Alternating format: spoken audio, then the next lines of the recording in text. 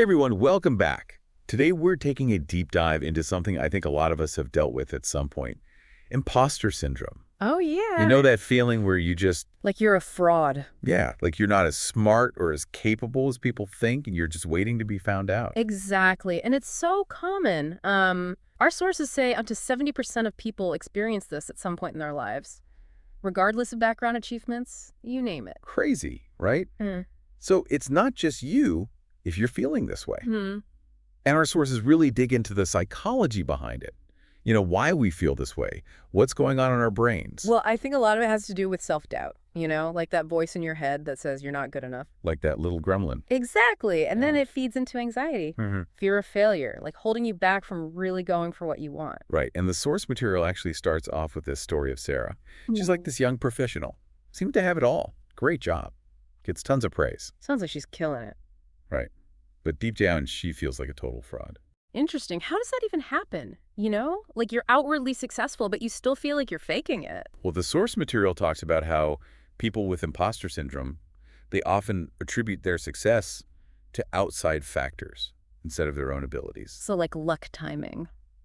Or even just like tricking everyone into thinking they're awesome. Exactly. Like they don't give themselves credit for their hard work, their talent, their skills. It's almost like they're afraid to own their success. Like Yeah. it's too good to be true. Yeah. It's like they're waiting for the other shoe to drop. Like, oh, they're going to figure me out any minute. Right. And it can really hold you back, from taking risks, going for new opportunities, because you're so scared of being exposed. Yeah. And I think this is something that can be especially hard for young professionals, You're just starting out in your career. You're trying to prove yourself. Everyone's watching you. Right. So there's even more pressure to perform. And to appear confident. Yeah. Even if you're feeling anything but. Exactly. So how does Sarah deal with these feelings? I mean, does she just keep suffering in silence? Well, actually, she starts to recognize those negative thought patterns. That little voice in her head that keeps telling her she's not good enough. So she's becoming aware of the imposter syndrome. Exactly.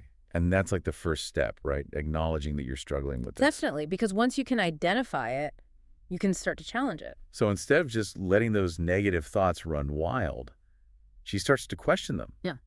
Like, is there any evidence to support this belief that I'm a fraud? And often when you really examine those thoughts, the evidence is pretty flimsy. Right. It's like our brains are playing tricks on us. Exactly. And our sources actually suggest writing down those negative thoughts and then dissecting them. It's like putting them on trial. I love that analogy. Like, Yeah. Okay, Mr. Negative Thought, what is your evidence? Right. And then you can start to present counter evidence. Yeah. Like, well, actually, I do have these skills. I have achieved this. I have received positive feedback. Right. So it's about shifting from that distorted self-critical view to a more balanced, realistic perspective. And it's not about being arrogant or overconfident. It's just about recognizing your actual capabilities. Right. So it's like, okay, I'm good at certain things. I'm not good at other things. Yep. But I'm not a complete fraud. Exactly. And that's a really important distinction because when you believe you're a fraud, it can really paralyze you. Right. Because you're so afraid of being found out Yeah. that you don't even try. You're playing small. Exactly. And the world is missing out on your talents. Exactly. Yeah. So how do we actually challenge these negative thoughts? Like, what are some practical tips? Well, I think the first step is to be really mindful of your self-talk. Like pay attention to what you're saying to yourself when you make a mistake or when you face a challenge. Right. Because often that inner critic is louder than anyone else. Yeah, exactly. And if you catch yourself saying things like, I'm so stupid or I'm going to fail, stop yourself right there. And try to reframe it. Like, okay, I made a mistake. What can I learn from this? Or this is a challenge, but I'm going to figure it out. Right. It's about shifting from that negative to a more positive and growth-oriented mindset. Exactly. And that's a really important concept that our sources talk about, this idea of a growth mindset. I've heard about this growth mindset thing, but to be honest, I'm not sure I fully grasp it. Can you break it down for me? Like, how would that actually help someone like Sarah overcome her imposter syndrome? So with a growth mindset, it's like you're viewing challenges as opportunities to learn and grow instead of threats. Oh, okay. Yeah, so you have to see that. It's like instead of saying, I can't do this, you say, I can't do this yet, but I'm going to work on it. So it's about focusing on the progress, Yeah, not just the outcome. exactly. Because when you're always striving for perfection, it's easy to get discouraged when you don't achieve it right away. Right. And then you just give up. But with a growth mindset, you're embracing the journey. You're celebrating the small wins. And even the mistakes. Yeah. because they're all part of the learning process. Exactly. Mistakes are just feedback. They're telling you what you need to work on. So it's like, okay, I messed up, but that's okay. I'm going to try again, and I'm going to learn from that experience. And you know what? It's actually been shown that people with a growth mindset, they tend to be more successful in the long run. Really?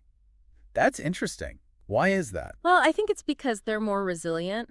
They don't give up easily when they face setbacks. And they're always learning and growing. Exactly. So they're constantly expanding their skill set, their knowledge base. So they're better equipped to handle whatever challenges come their way. Exactly. And you know, it's funny because a lot of the strategies for overcoming imposter syndrome, they actually align really well with this idea of a growth mindset. Oh, yeah. Like how? Well, for example, one of the things that our sources talk about is the importance of accepting praise. Oh, yeah. That's a tough one. Because when you have imposter syndrome, it can be really hard to believe that you deserve praise. Right. Like you just want to deflect it. Like, oh, it was nothing, or I just got lucky. Exactly. But the thing is, when you do that, you're actually reinforcing those negative beliefs about yourself. So you're kind of perpetuating the imposter syndrome. Exactly. But when you can learn to accept praise gracefully, it can actually help to build your confidence. So it's like, okay, someone is acknowledging my work. Mm-hmm. I'm going to accept that and believe that I deserve it. Exactly. And it doesn't have to be this big, over-the-top thing, you know? Just a simple, thank you, I appreciate that. Right. Just acknowledge it and move on. And you know what? Another thing that our sources talk about is the importance of celebrating your own wins. Oh, yeah. I love that. Because it's so easy to focus on our mistakes, our shortcomings. Right. Like we're always striving for that next goal, that next achievement. But it's important to take a step back and acknowledge how far we've come. And to celebrate the small victories along the way. Exactly. Because those small victories, they add up over time. And they can really help to boost our confidence and motivation. Exactly. So even if it's something small, like you finished a project, you learned a new skill, take a moment to celebrate that. Right? Like, hey, I did that. Good job, me.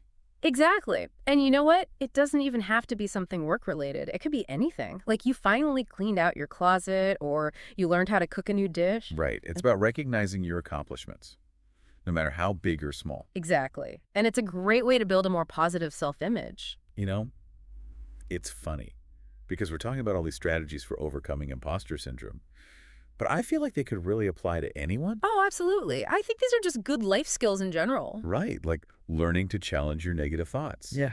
Accepting praise. Celebrating your wins. These are all things that can help you be more successful and happier in all areas of your life. Exactly. And you know what? I think one of the most important things is to remember that you're not alone. Right. Because imposter syndrome can feel very isolating. Like you're the only one who feels this way. But the truth is, so many people struggle with it. Even the most successful people. Right. So if you're feeling like an imposter, it's okay. You're not alone. And there are things you can do to overcome it. Exactly. And one of the best things you can do is to talk to someone about it. Yeah. Like a friend, Mm. a family member, a therapist. Just someone you trust, who can offer support and encouragement. And sometimes just hearing that other people have felt the same way Yeah. can be really validating, It can help you to realize that you're not crazy. and that you're not a fraud. Exactly. And that you're capable of achieving anything you set your mind to. You know, as we're wrapping up this deep dive, I'm kind of struck by this idea of progress over perfection. Yeah. It's so easy to get hung up on being perfect. Totally. And our source material really digs into how that can actually backfire, you know? Oh, yeah. It's like you're so afraid of making a mistake that you don't even try. Exactly. And that fear of judgment, that need to be perfect, it's all tied up with imposter syndrome. But when you shift your focus to progress, to just keep learning and growing, it takes so much pressure off. Right. It's like giving yourself permission to make mistakes, To experiment. to not have all the answers right away. Yeah. And that's where the real magic happens, I think, when you're not so worried about being perfect. You can actually be more creative, More innovative. more willing to take risks. Because, failure isn't really failure. It's just feedback. Right. It's a learning opportunity. So I think the big takeaway for our listeners is to be kind to yourself. Yeah, celebrate every step forward. Don't let the fear of not being perfect stop you from going after your goals. You know, it's funny. As we've been talking about all these strategies, I've been thinking about how they apply to life in general. Totally. Yeah. It's not just about imposter syndrome. It's about having a growth mindset, embracing challenges, building resilience. It's like a blueprint for personal growth. And it all starts with believing in yourself. And knowing that you're capable of amazing things. And that you have something unique to offer the world. And remember, you're not alone on this journey. There are so many resources available to help you. We'll include some links in the show notes to books, articles, online communities. So as we wrap up this deep dive, I just want to leave you with one thought. Okay, it is with it. You are capable of amazing things.